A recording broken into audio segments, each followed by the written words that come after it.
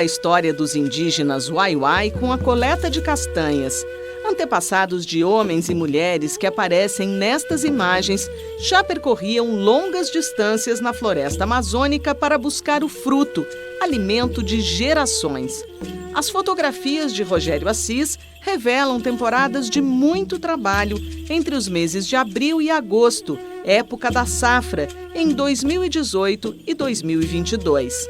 As viagens foram para algumas comunidades do território de mais de 967 mil hectares, que abrange áreas de Roraima, Amazonas, Pará e Guiana Francesa.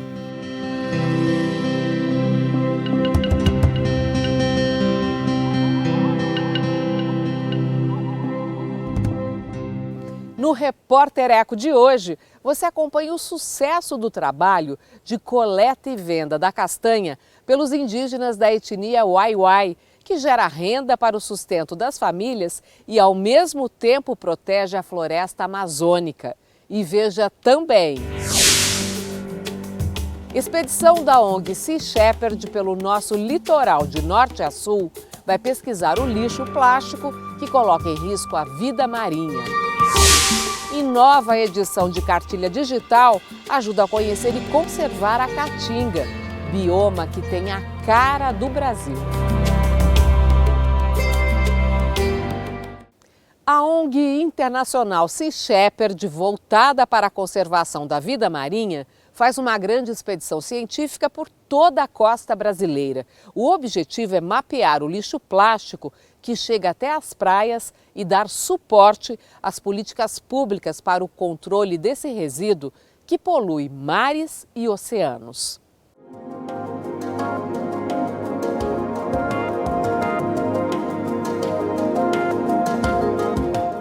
O ônibus Ondas Limpas na estrada vai rodar entre 14 e 16 mil quilômetros, serpenteando a costa brasileira. Ele saiu do Chuí, no extremo sul do país, no mês de abril e segue até o Oiapoque, no norte, onde só deve chegar em agosto de 2023. A bordo, uma equipe de voluntários da Sea Shepherd, Organização Internacional de Conservação da Vida Marinha. O propósito da expedição vai além de limpar as praias por onde passar, e serão muitas, cerca de 300. A ideia é, em cada uma delas, recolher amostras do lixo encontrado nas areias para fazer um grande diagnóstico. O foco é o resíduo plástico trazido pelas marés. O lixo plástico é o resíduo mais preocupante em relação a descarte no oceano. Os dados conservadores falam que 9 milhões de toneladas de plástico são jorrados hoje no mar. O Brasil, hoje, ele é o 6º país mais poluidor em relação a plástico no oceano. Os estudos mostram que 80% do resíduo encontrado no mar vem, sim, das áreas continentais. É importante falar, né, que temos também a impressão que esses resíduos estão vindo de quem está frequentando as praias, e isso está longe de ser verdade. Na verdade, ele vem muito, na verdade, majoritariamente, de esgotos que não estão sendo tratados adequadamente e retornam para nossas praias em diversos locais da costa. Na sua visão, a que se deve essa quantidade enorme de plástico descartada nos mares? O plástico hoje no Brasil, ele tem um índice de reciclabilidade muito baixo. É previsto que só 1,3% do plástico é reciclado, enquanto outros resíduos, por exemplo, o alumínio é reciclado em altíssimas quantidades, 98%. O vidro também é mais da metade, e papel também. Então, o plástico ele tem essa dificuldade de reciclar, por quê? Porque o plástico virgem ele ainda é muito, muito acessível e barato para as indústrias, infelizmente. O que faz o plástico reciclado não ser atraente. Então, portanto, as cooperativas e catadores não favorecem esse tipo de resíduo. A diretora executiva da Sea Shepherd, Nathalie Gil, explica como é o trabalho minucioso de coletar amostras dos resíduos plásticos que estão nas praias. A metodologia inclui analisar, inclusive, a toxicidade da areia onde o lixo se decompõe. O macro-resíduo, normalmente, nós determinamos faixas, 4 faixas de 5 metros cada, que vai desde a linha da maré até o fim da praia. Nós também, no caso do microlixo, também detectamos 4 faixas e fazemos leituras de quadrantes, 3 quadrantes por faixa, em que lemos o nível, né, do microplástico na faixa de maré, no meio e no fim da praia. Fazemos todo o mapeamento do perfil da praia, tanto de angulagem, o que é encontrado do outro lado da praia, se é restinga, se é cidade, né, se é mangue.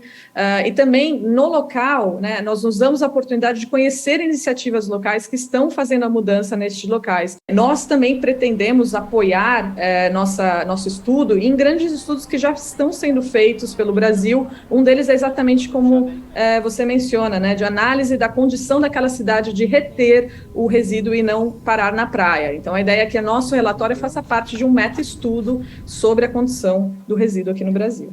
O trabalho é feito em parceria com o Instituto Oceanográfico da USP. Eles estão emprestando para nós todo o seu apoio de verificação da metodologia e garantia de que as coletas estão sendo feitas da maneira adequada, mas também eles estão recebendo todas essas amostras em laboratório e vão ser nossos parceiros para fazer essa análise e o relatório final.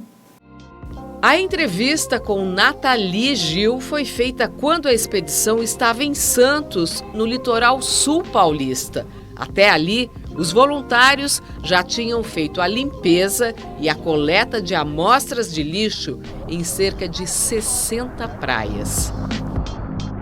Que tipo de ações a gente pode esperar que surjam a partir desse grande diagnóstico? O objetivo é que tenhamos um estudo robusto que finalmente possa dar em mais detalhes e com mais profundidade qual é a situação do plástico na nossa costa, o que está chegando, o que é mais urgente a gente resolver. E com isso, a gente quer, com o resultado, influenciar políticas públicas mesmo, né, para acelerar a torneira ser fechada aí do plástico no Brasil e também empresas a decidirem na diminuição do uso do plástico virgem.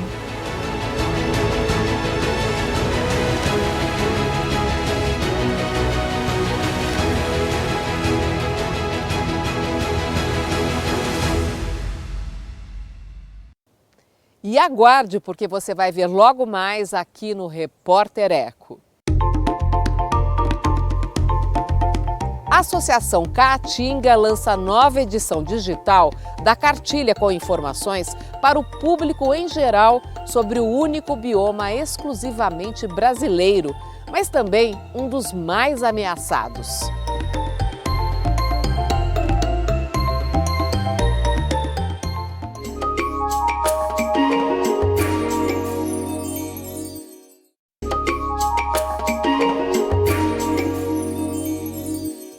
A Associação Caatinga lança uma nova edição digital da cartilha Conheça e Conserve a Caatinga, a floresta que é a cara do Brasil.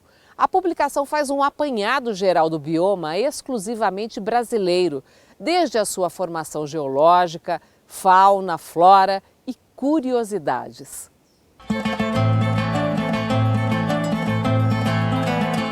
Quem vê essa paisagem pode até não notar, mas esse é o lar de mais de 4.000 espécies de plantas e 1.300 de animais, muitas delas só encontradas aqui na Caatinga. A gente diz que ela é única e exclusivamente brasileira porque a Amazônia, o Pantanal, a Mata Atlântica, todos os outros, o Pampa, todos esses outros biomas, eles expandem seus domínios para fora do país. Mas o bioma Caatinga, na sua completude, ele está dentro do território nacional. Então, as espécies que são endêmicas daqui, se desaparecerem daqui, elas desaparecem do planeta, desaparecem do mundo. É um capítulo da história ecológica do planeta Terra que desaparece ali. A Caatinga, ou Mata Branca, em Tupi-Guarani, se estende por 9 estados nordestinos e o norte de Minas Gerais. Faz limite com outros 2 biomas, Mata Atlântica e Cerrado. Apesar de ser exclusivamente brasileiro, é também um dos mais ameaçados do país. Incêndios florestais, o desmatamento, né, para empreendimentos agrícolas, que se dão de uma matriz assim, com baixa tecnologia, a caça, infelizmente, ainda acontece bastante, e as mudanças climáticas, né? Ainda restam 55% do bioma. No entanto, o pesquisador faz o alerta. Esse número não reflete o real estado de preservação da Caatinga e menos de 3% do seu território estão em unidades de conservação. Digamos que, sim, 55% da Caatinga ainda esteja de pé. Será que essa vegetação que está de pé, será que essa floresta que está de pé é uma floresta virgem? Pela nossa experiência de campo, pelo conhecimento científico que tem disponível, a gente entende que não, que uma boa parte disso é o que a gente chama aqui de capoeira, né? São áreas que já foram exploradas e apresentam um certo estágio de regeneração, mas não é uma mata virgem. Então, o que a gente perdeu de biodiversidade, de riqueza, de paisagem, não se reflete nesse percentual, né? Não é de hoje que a Caatinga enfrenta inúmeros desafios para sobreviver. O artigo 225 da Constituição Federal de 1988 já deixava o bioma de lado ao não reconhecê-lo como patrimônio natural do Brasil. A gente imagina que a época era por desconhecimento realmente, talvez, do patrimônio, da riqueza que esses dois ambientes representam, né? Mas não existe mais motivo para que isso aconteça.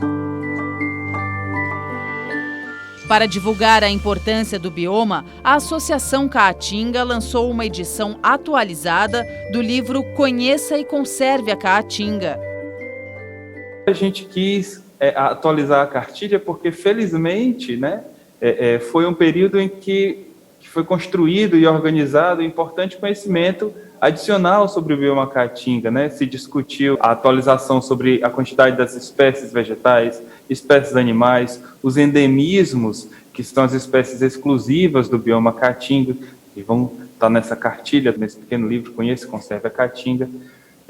Se discutiu também as ecorregiões do bioma Caatinga, né?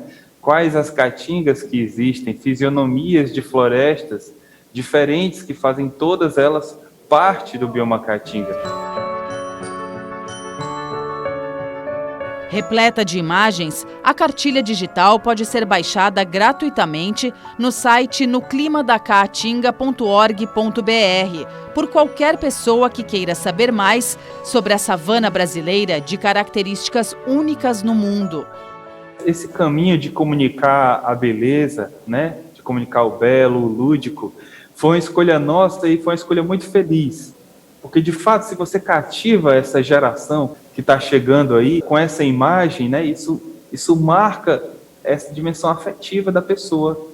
Então, a pessoa cresce desenvolvendo essa afetividade, esse apego, e é esse apego que se transforma em cuidado, que se transforma em atenção. Por onde passam as soluções para a preservação da Caatinga? Pagamento por serviços ambientais, legislação correta, políticas públicas, uma matriz agrícola mais amistosa, mais amigável ao ambiente, criação de unidades de conservação e gestão das unidades de conservação e das demais áreas protegidas. O que a gente quer comunicar com isso é que a responsabilidade de cuidar dessa riqueza de vida, de existência que nós temos, é unicamente nossa, é do povo brasileiro.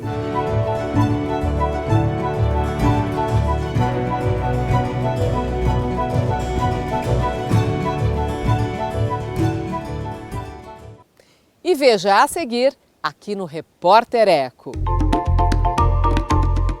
Com a coleta e venda da castanha, indígenas da etnia Wai-Wai geram renda para o sustento das famílias e ainda ajudam a conservar a floresta amazônica.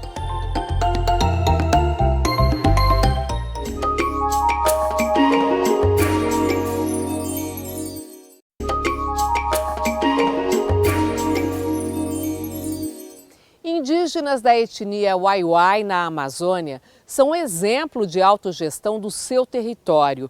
Com a coleta e venda da castanha, eles geram renda para as despesas do dia a dia e mantêm a floresta em pé.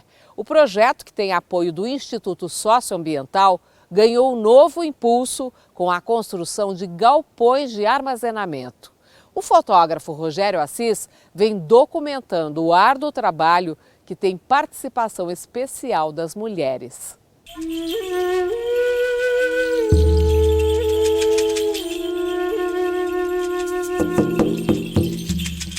É longa a história dos indígenas Wai-Wai com a coleta de castanhas.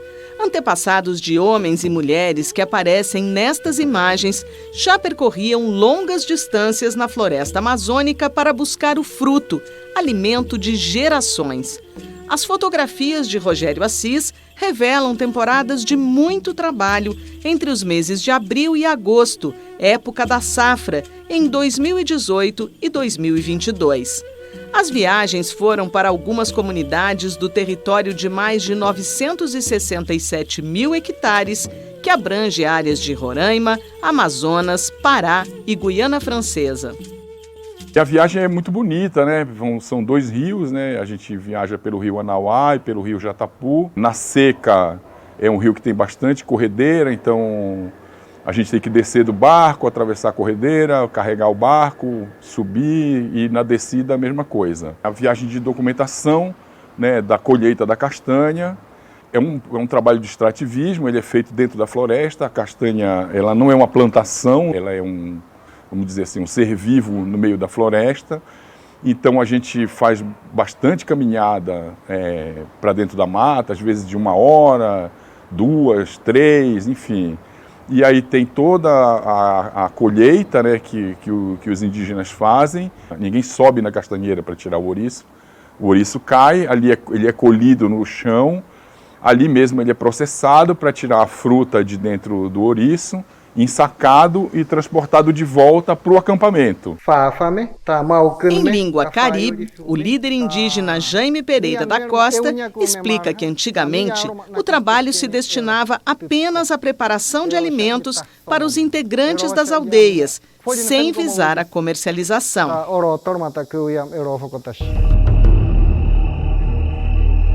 Na época da colheita, famílias inteiras se instalam em acampamentos no meio da floresta. A coletora Ota Wai-Wai explica que as castanhas nativas da floresta são selecionadas para depois serem comercializadas. De 2019 para cá, foram construídos 11 galpões para armazenamento, um salto de qualidade no processo.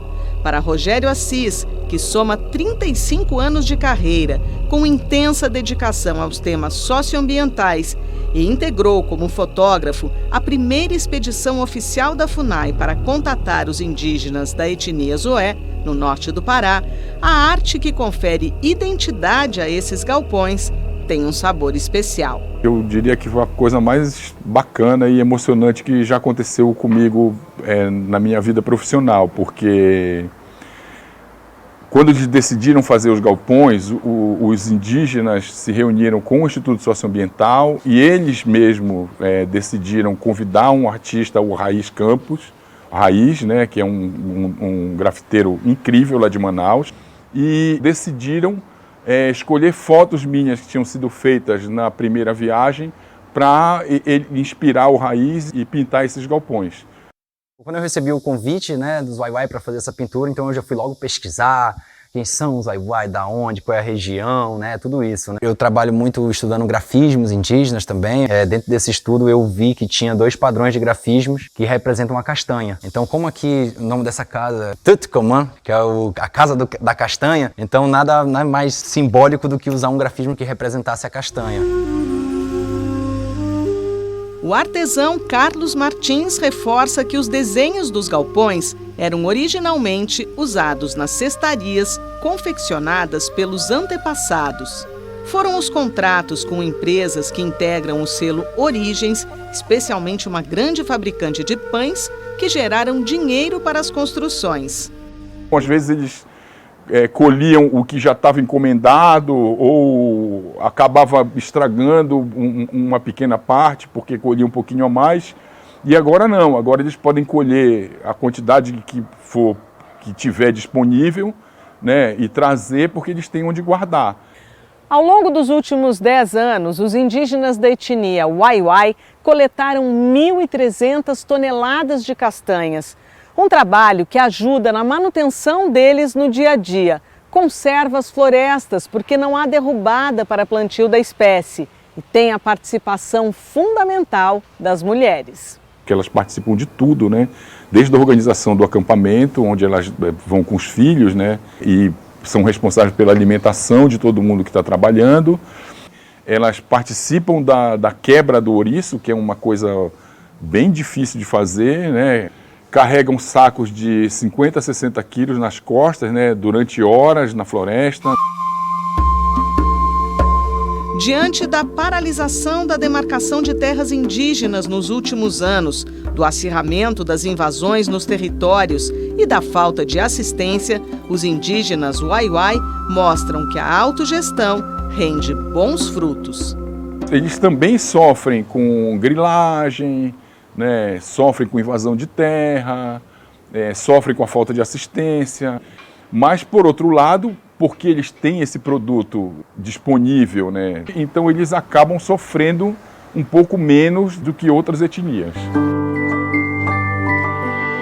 O fotógrafo lembra que quem compra os produtos da floresta ajuda os indígenas a manter o bioma protegido, algo que interessa a todos nós, que precisamos de ar puro e das chuvas que fazem prosperar as lavouras em todas as regiões do país, que sofrem a influência do que acontece na Amazônia. E a floresta em pé, ela rende muito mais do que destruída.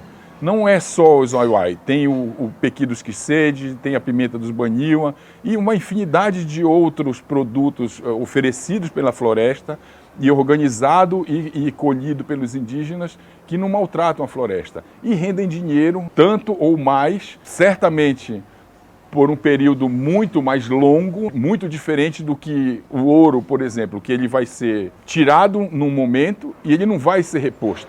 E a tirada dele é poluente, estraga a floresta, destrói o ambiente.